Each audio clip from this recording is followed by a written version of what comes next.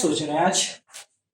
प्रीतम, हम ये सोच रहे हैं कि तुमको क्या लगता है, कर्म बड़ा होता है या भाग्य? क्या सोचते हो? कर्म। कर्म। लेकिन बहुत लोग बोलते हैं कि मेरा तो भाग्य ही खराब था, मेरे भाग्य में ये लिखा नहीं था। तो कर्म बड़ा है या भाग्य, ये बहुत जटिल प्रश्न है। आप लोगों को क्या लगता है, कर्म बड़ा होता है या भाग्य? क्या आपको नहीं लगता कभी कभी जिंदगी में कि सब कुछ पहले से तय है, और कभी कभी लगता है कि हम जैसा कर्म करते हैं हमें वैसा फल मिलता है, या फिर जिंदगी उसी हिसाब से आगे चलती है?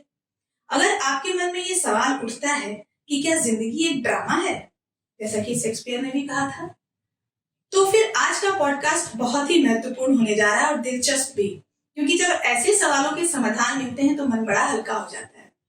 नमस्कार, मैं हूं वंदी अमृता, आप देख रहे हैं काली माटी टॉक्स, और आज हम बात करने जा रहे हैं प्रोफेसर एस.के. शास्त्री से, जो बहुत ही मशहूर ज्योतिषी हैं। अपनी ज्योतिष विद्या को लेकर वो अंतर्राष्ट्रीय कॉन्फ्रेंस करते हैं और वो डंके की चोट पर कहते हैं कि ज्योतिष विद्या कोई अंधविश्वास नहीं है, बल्कि यह एक विज्ञान है। तो चलिए चलते हैं शास्त्री जी के पास। आपका बहुत बहुत स्वागत है शास्त्री जी काली माटी टॉक्स में। आपको तो सरप्राइज हो गया, कैसा लगा हमारा ये नया चैनल, ये जो पहल हमने की है, उसके बारे में बताइए। काली माटी टॉक्स का 2-4 एपिसोड मैंने देखा है। आपका सवाल और जो आपका प्रोजेक्शन है ये हमको बहुत अच्छा लगा, इसलिए आपको हमारे centre of astrological study and research for public welfare की सब सदस्य, शिक्षक और छात्र छात्राओं की तरफ से अभिनंदन। आप यहाँ आज इस सब्जेक्ट के ऊपर चर्चा करने के लिए यहाँ आए हैं। काली माटी टॉक्स कम से कम एक पहल शुरू किया कि ज्योतिष के बारे में आलोचना किया जाए। इसके लिए मैं आप लोग से आभारी हूँ और आप लोग का रोल हमको बहुत अच्छा लगा। ये जो ज्योतिष शिक्षण संस्थान बनाया आपने शास्त्री जी, कब बनाया और यहाँ पर किस किस चीज की पढ़ाई होती है, ये बताइएगा ताकि हमारे जो दर्शक हैं वो देखें। 1 जुलाई 1993 शाम को 6 बजे ज्योतिष शिक्षण संस्थान की स्थापना हुई थी। शुरुआत में हम लोग इसको चालू किए थे 79 न्यू भारतवारी से, उसके बाद गैस साक्षी, उसके बाद काशीडी, इतना सब जगह में हम लोग भाड़ा में थे। बहुत साल से सोच रहे थे कि अपना कुछ एक जुगाड़ परमानेंटली हो ताकि सबको एक जगह में ला सके। जगह भी बड़ा चाहिए क्योंकि छात्र छात्रा बैठेंगे, बीच बीच में हम लोग का बोर्ड होता है, बोर्ड मीटिंग होता है, वो भी फेस करेंगे। जिसके चलते हम जब हरिपुर में आए हैं यहाँ रहने के लिए, यहाँ यासिका ड्रीम हाइट का जो मालिक है उनको बोले कि हमको ऑफिस चाहिए, तो ये वाला हमको मिला, ये हम लोग खरीद लिया है, खरीद के इसमें चला रहा ज्योतिष को। बहुत अच्छी बात है। तो शास्त्री जी, जब हम लोग बात कर रहे हैं ज्योतिष विद्या पे, तो आप बताना चाहेंगे छोटे शब्दों में, कम शब्दों में, आसान शब्दों में कि ज्योतिष विद्या है क्या है, इसमें हम लोग क्या देखते हैं? जैसा हम लोग जब रास्ता में आज जाते हैं गूगल मैप फॉलो करते हैं कहीं पहुंचने के लिए, ज्योतिष विद्या वैसे ही है, गूगल मैप है, जीवन का गूगल मैप, जीवन का गूगल मैप है ज्योतिष विद्या। उसमें आप देखेंगे कि एक ब्लू लाइट रे दिखाता है, ब्लू लेन, मतलब वो फ्री है, फ्री इन ट्रैफिक। उसके बाद दाएं बाएं बहुत सारे जगह दिखते हैं, तो वहां कोई शॉर्ट के लिए वहां घुसता है, जाकर फंस जाता है, देरी होता है। यहाँ दिखता है नॉन ट्रैफिक है या टोल नहीं है, वैसे जाएगा। तो ज्योतिष विद्या भी एक ऐसी है जो जितना ये ब्लू लाइन पकड़ के पहुंचेगा उसका डेस्टिनेशन उतना आसान होगा।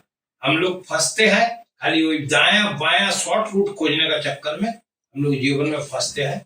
ये शॉर्ट रूट ना खोजे, आप ब्लू लाइन में जाए, मतलब आपका कुंडली में जो बताया आप उसी में चलिए, तो आपके लिए अच्छा होगा। यही ज्योतिष का काम है। तो मतलब कि कुंडली से कनेक्टेड है ज्योतिष विद्या, पूरी कुंडली, पूरी ब्लू लाइन मतलब कुंडली होती। क्या कुंडली क्या होती है और ये कैसे बनती है, मतलब इसमें क्या होता है? इसका नाम है कुंडली। कुंडली मतलब एक जगह में हर घटना, हर चीज एक जगह में बांध के बैठ गया, उसी को बोला जाता है कुंडली। तो ये ग्रहों का तालमेल का हिसाब से जिस समय हम लोग जन्म लिए थे उस समय एक किस्म का था, उसके बाद हम लोग आज एक किस्म में चल रहा, उसके बाद हम लोग आगे का एक किस्म में चलेंगे। तो वहां पर जैसा मनुष्य जीवन आज से 50 साल पहले हम लोग को ना मोबाइल था ना कुछ था, क्योंकि उस समय में भी हम लोग चलते थे, पोस्ट कार्ड यूज करते थे, इंटरनेट लेटर यूज करते थे। उसके बाद आज की वर्तमान जीवन में मोबाइल आया तो हम मोबाइल का यूज करना शुरू किया। तो इसके साथ साथ जैसा आगे बढ़ा बहुत गड़बड़ भी हुआ है। तो ऐसे जो जीवन में जो गड़बड़ होता है उस गड़बड़ को कैसे ठीक किया जा सकता है, ठीक करने से फायदा होगा कि नहीं होगा, ठीक किया जाएगा कि नहीं जाएगा, यह ज्योतिष ही बताएगा। उस समय का जन्म समय का ग्रह संस्थान के अनुसार वो उसका लाइफस्टाइल को डिफाइन करेगा। आपको देखने में मिलेगा, देखिए यहाँ पर एक चीज हमने दिया है, में देखिए astrology is a science of lifestyle. Planet मतलब नेचर, प्लेसमेंट हुआ वेरिएशन, नवांश हुआ पावर, दशा हुआ लाइफस्टाइल और ट्रांजिट हुआ इफेक्ट। ट्रांजिट मतलब आज की तारीख में ग्रह कौन परिस्थिति में है, आज की तारीख में ग्रह कौन परिस्थिति में है।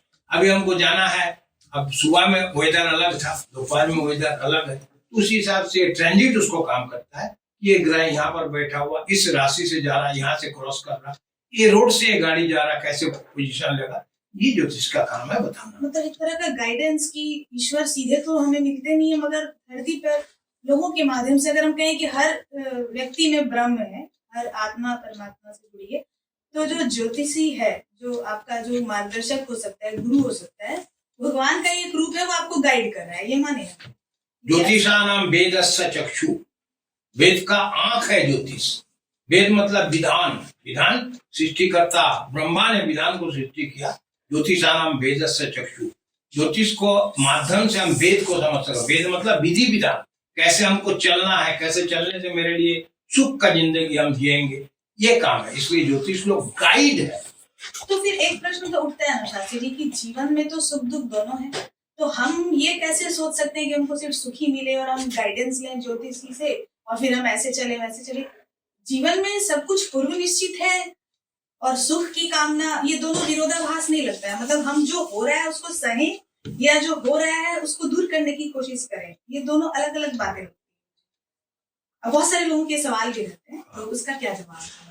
हमारा जीवन में जो दुख होता है, पहले हमने आपको बोला कि गूगल मैप में हम लोग साइड ट्रैक जहाँ करने जाएगा दुख आएगा, ब्लू लाइन से चलेगा तो दुख नहीं आएगा। लेकिन हम लोग अक्सर 99% आदमी जब रास्ता में जाता है गूगल मैप तो यूज करते हैं, लेकिन 99% आदमी दाया का रास्ता, कम ट्रैफिक है, कम लगेगा, टोल टैक्स नहीं है, वो है, ये सब सोच के अंदर घुसता है। तो हम लोग भी सोच के अंदर घुसता है, बोल के दुख होता है। अगर हम सीधे रास्ता में चले, कुंडली जैसे बताया वैसा ही चले, तो सुख दुख होगा। दुख होने से भी दुख हम पर असर नहीं करे, हावी नहीं होगा। कैसा ना, अभी गर्मी है, ठंडा करने के लिए एसी, तो ब्लू लाइन में चलने से कहना एसी टेसी मिलते रहेगा, गर्मी का हटा नहीं सकता, थोड़ा सा आराम महसूस कर सकता है, थोड़ा सुकून महसूस कर सकता है। ये काम है ज्योतिष का बताना कि अभी आएगा गर्म आएगा, तो आप जो जिसका पास में कम पैसा कूलर यूज करेगा, जिसके पास में ज्यादा पैसा वो यूज करेगा एसी। एक बार आपने कहा भी था कि एक तरह का काउंसलिंग भी करते हैं, एक तरह की ये काउंसलिंग हो गई, क्योंकि दुख तो पूरी तरह से दूर नहीं किया जा सकता है, दुख को सहने के लिए आप लोगों को उस काबिल बना देते हैं। एक साइकिल है, इसका ऊपर सुख है, नीचे दुख है, ये घूमते जाता है। कभी सुख नीचे आता है, दुख ऊपर चला जाता है, कभी दुख नीचे आता है तो सुख ऊपर चला जाता है। ये है साइकिलिंग मेथड। ये साइकिल है बोल के ही हम लोग इसको बोलते हैं ज्योतिष कुंडली। ये साइकिल से हम लोग चलता है। तो जो कर्म और भाग्य पे भी आप कई बार, अब तो अंतर्राष्ट्रीय कॉन्फ्रेंस करते हैं, उस पर चर्चा होते रहती है, कर्म बड़ा है कि भाग्य, ये हमेशा एक बहस रहता है। लोग भी पूछते हैं, हम लोगों के मन में भी ये सवाल आता है कि हम कर्म जैसा करते हैं वैसा फल पाते हैं, जो गीता में भी लिखा है, या भाग्य में जो होता है वही होता है, यानी कि पूर्व निश्चित है। शेक्सपियर बोलते थे कि दुनिया एक ड्रामा है, तो क्या सब कुछ पूर्व निश्चित है? सब कुछ पूर्व निश्चित इसलिए है कि अगर आपको वेद पुराण का पढ़ के देखिएगा तो उसमें आपको मिलेगा, आज हम जिसको उज्जैन महाकालेश्वर मंदिर बोलते हैं, वहां का राजा थे शिव जी का भक्त, बिना शिव जी का पूजा किए कोई काम नहीं करते थे। तो राजा का बिना शिव जी का पूजा के काम नहीं होता। तो उस समय वहां पर एक गरीब लड़का रहता था, राखाल, जिसको हम लोग बोलता है चरवाहा रहता था। तो उसका कोई काम नहीं था, घर में खाली खाना पीना। तो उसका मादर बोली कि तुम बेटा पुत्र धर्म नहीं निभा रहा, हम मातृधर्म तो निभाया, तुमको पाल रहा, लेकिन तुम्हारा पुत्र धर्म है, माँ को पालना, ये धर्म नहीं निभा रहा, इसीलिए तुम घर में मत रहो, तुम चले जाओ। तुम अपना दिन भर शिव जी को लेकर पड़ा रहता है, शिव का पूजा करते रहते, इसमें क्या होगा, इसमें खाना पीना थोड़ी मिलेगा। तो इसको बड़ा दुख हुआ, जाकर जंगल में चले गया लड़का, तो जाकर के वहां शिव जी का पूजा करने चालू किया। तो वहां जो बालू से मिट्टी से शिव जी को बनाया था, कुछ दिन बाद में वहां शिव जी प्रकट हुए। तो बोले क्या हुआ, बोलता मेरा कोई आपको क्या, तुमको क्या चाहिए, बोलो, तुमको वर दे हम। बोला हमको कुछ नहीं चाहिए, अब मेरा मम्मी का इच्छा पूर्ण, मेरा माँ का इच्छा पूर्ण, ठीक है चलो। तो आपने गया, लौट के जब आया, देखा एकदम पूरा घर बढ़िया बना, वालीशान कोठी बना हुआ। जा करके वो घर में घुसा, देखा माँ सोया हुआ खाट में, पलंग में। पलंग से जब माँ का नींद खुला, बोला हम तो लकड़ी के पलंग में सोया था, ये सोना का पलंग कहाँ से आया, ये आपको पुराण में मिलेगा कहानी। तो तब बोला कि ये शिव जी का आशीर्वाद है। इतने में खबर चारों तरफ में फैल गया, उस शायद गांव जो भी बोले उस समय का, कस्बा में फैल गया। तो राजा भी सोचा कोई इतना दिन हम शिव जी का पूजा कर रहा, हमको कभी ऐसा नहीं हुआ, और ये चरवा बच्चा इसको ऐसे हो गया। उसी समय चूंकि राजा पूजा के बात में ज्यादा व्यस्त रहते थे, पूजा प्रजा लोग सुखी थे, अगल बगल का जितना राजा लोग था उसको अधिकार करने का कोशिश करने का लिए गांव का चारों तरफ घेर के रखा था। उस समय नियम था कि जब तक दोनों सामने नहीं आएगा लड़ाई नहीं होगा। आज तो पीछे से मार देता है, उस समय नियम था जब तक दोनों सामने नहीं आएगा लड़ाई नहीं होगा। तो राजा को आने जो लड़ाई करेगा। इतने वो लोग को भी खबर मिलेगा कि इस जगह में ऐसा ऐसा हुआ है। तो बोला अरे जिस जगह में ऐसा घटना घट सकता है वहां पर हम लोग अधिकार करने, हम लोग कितना बड़ा मूर्ख है। तो वो आकर के सब कोई मिलके आकर के वो चरवाहा का घर में आया। वहां पर उस समय हनुमान जी दर्शन दिए। हनुमान जी दर्शन दे के बोले कि देखो ये जो चरवाहा है इसका 8वां पीढ़ी में, 8वां गर्भ में भगवान नारायण जन्म लेगा। वही श्री कृष्ण का जन्म हुआ, वही चरवाहा का घर में ही, वो भी तो ग्वाला है तो चरवाहा ग्वाला ही कहा था ना, तो जन्म हुआ। ये है हिस्ट्री। अब इससे हमको क्या सीखने मिलता है कि 8वां पीढ़ी, अगर हम उस समय के हिसाब से 200 साल का पीढ़ी समझे तो 1600 साल, और उसके हिसाब से अगर 8वां पीढ़ी, 8वां गर्भ सोचे तो 8वां गर्भ में फिर उतना जोड़े तो 2000 साल, 200 साल, 300 साल पहले स्थिर हो गया था कि भगवान जन्म लेगा। क्यों ना दुर्योधन जैसा आदमी जन्म होगा, कुरुक्षेत्र का लड़ाई करवाना पड़ेगा, इसलिए भगवान को जन्म लेना पड़ेगा। ये चीज पहले से ही स्थिर हो चुका था। तो हम इसको कैसे नकारे, ये पुराण में से लिखा हुआ, इसीलिए बोलते ज्योतिषारम वेदस्य चक्षु, कि हम उसको कैसे नकारे कि डेस्टिनी हमारा कुंडली में जो है वही होगा। चाहे जिसका कुंडली में, जैसा आपके कुंडली में अगर लिखा हुआ है आप डॉक्टर नहीं बन सकते, लाख कोशिश करके भी डॉक्टर नहीं बन सकते।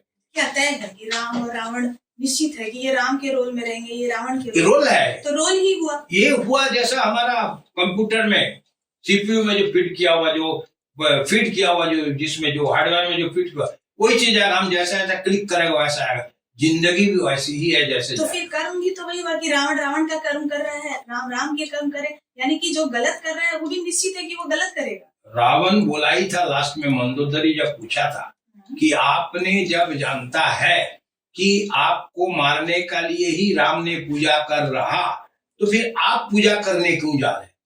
बोले ये मेरा कर्म है, हम ब्राह्मण है, मेरा कर्म है, हमको बुलाया था, हमको पूजा करना पड़ेगा। हम जानते हैं कि राम हमको मारने, मृत्युवान खोजने के लिए दुर्गा का पूजा कर रहा है, जिसको आज हम लोग ये जो पूजा आ रहा है ये पूजा किया था। तो ये जो पूजा कर रहा ये पूजा, तो उनको मेरे को मारने के लिए, हम पंडित है, हम ब्राह्मण है, मेरा कर्म है, हमको ये करना ही है, हमको करना ही है, इसलिए हमको करना पड़ा। तो यहाँ कर्म को प्रतिष्ठा किया।